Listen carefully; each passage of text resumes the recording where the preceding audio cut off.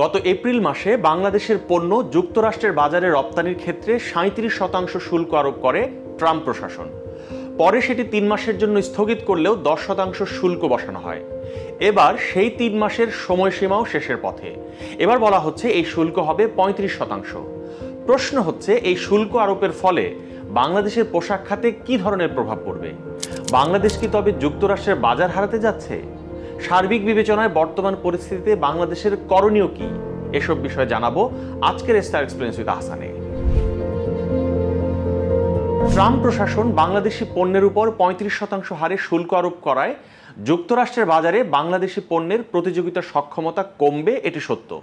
তবে এ নিয়ে আতঙ্কিত হওয়ার মতো ভয় নেই।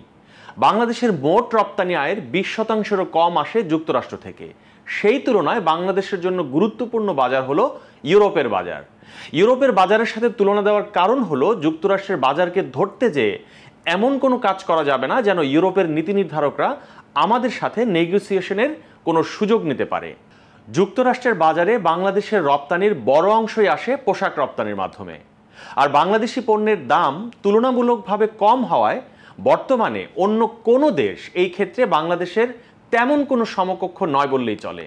আমেরিকান খুচরা বিক্রেতা ও ব্র্যান্ডগুলো এত কম দামে বাংলাদেশ থেকে পণ্য কেনে যে তারা 35% শুল্কের বোঝা যদি বহন করেও মুনাফা করতে পারবে। উদাহরণ হিসেবে ধরুন, বাংলাদেশ থেকে $5 কেনা একটি টি শার্ট মার্কিন খুচরা বাজারে সাধারণত $30 থেকে $35 বিক্রি হয়।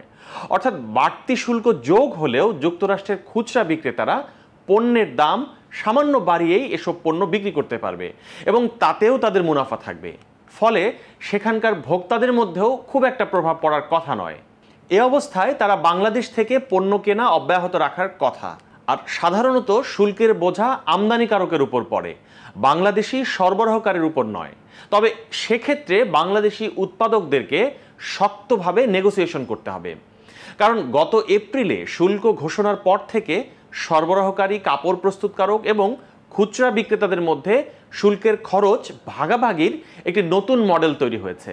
এখন সবাই শুল্কের বোঝার একটি অংশ বহন করছে। তবে এই মডেলও যদি অব্যাহত থাকে তাহলে বাড়তি শুল্কের চাপ কারো একার উপর পড়বে না। সমস্যা হলো বাংলাদেশের উৎপাদকরা যে মার্জিনে ব্যবসা করেন তাদের পক্ষে শুল্ক বোঝার অল্প অংশও বহন করা কিছুটা চ্যালেঞ্জিং হতে পারে। বিশেষ করে বাংলাদেশের পোশাক খাত এমনিতেই নানামুখী সমস্যার মধ্যে রয়েছে, সেটি দেশের জ্বালানি সংকট নিয়ে এবং পার্শ্ববর্তী দেশ ভারতের সাথে এক ধরনের ট্রেড টাসেল নিয়ে। এ অবস্থায় এই শুল্ক বৃদ্ধি যুক্তরাষ্ট্রের বাজারে বাংলাদেশের রপ্তানি কিছুটা ধাক্কা খেতে পারে, যা দেশের ধুঁকতে থাকা অর্থনীতিকে আরও চাপের মধ্যে ফেলতে পারে। এবার আসি শুল্ক আরোপের পর অন্য দেশগুলোর সাথে বাংলাদেশ প্রতিযোগিতায় কেমন করবে সেই আলোচনায়।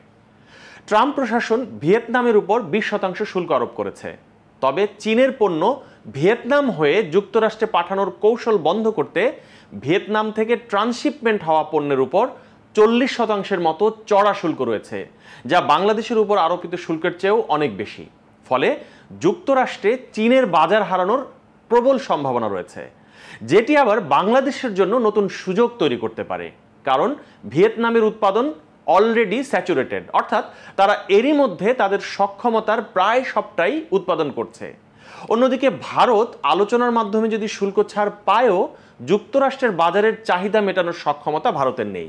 তৈরি পোশাক উৎপাদন সক্ষমতা তৈরিতে বেশ কয়েক বছর সময় লাগে। ভারতে পর্যাপ্ত তুলা এবং শ্রমশক্তি থাকা সত্ত্বেও এক্ষেত্রে তাদের অগ্রগতি খুবই ধীরগতির। দক্ষিণ কোরিয়া, জাপান, তুরস্ক এবং ভারতের মতো দেশগুলোতে উৎপাদন খরচ বেশি হওয়ায় তারা এই বাজার ধরতে পারার সম্ভাবনা অনেক কম। অন্যদিকে রাজনৈতিক অস্থিতিশীলতা এবং দক্ষ শ্রমিকের অভাবে মিয়ানমার এবং ইথিওপিয়ার মতো দেশগুলোও পোশাক খাতে প্রবেশের চেষ্টা করে তেমন একটা সফল হতে পারেনি। সুতরাং নির্ভরযোগ্য উৎস হিসেবে বাংলাদেশের অবস্থান সহসাই ফুরিয়ে আসা অতটা সহজ নয়। বিশ্লেষকরা বলছেন, রপ্তানিকারকদের সাথে এবং সব ধরনের স্টেক হোল্ডারদের সাথে আলোচনার মাধ্যমে যুক্তরাষ্ট্রের সাথে সরকারের পরবর্তী নেগোসিয়েশন কেমন হবে সে বিষয়ে পদক্ষেপ নেওয়া দরকার। পাশাপাশি তৈরি পোশাক রপ্তানিতে প্রবৃদ্ধি ধরে রাখতে এবং প্রতিযোগিতায় টিকে থাকতে বাংলাদেশকে অবকাঠামো সুবিধা আরও উন্নত করতে হবে।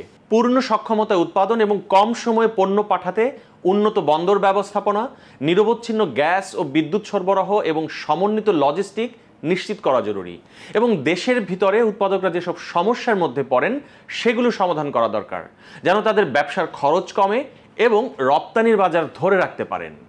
ডেইলি স্টার আপডেটেড নিউজ এবং ভিডিও পেতে আমাদের ইউটিউব চ্যানেলটি সাবস্ক্রাইব করুন, ফেসবুকে লাইক দিন, কমেন্ট করুন, শেয়ার করুন। সুস্থ থাকুন, ডেইলি স্টারের সঙ্গেই থাকুন।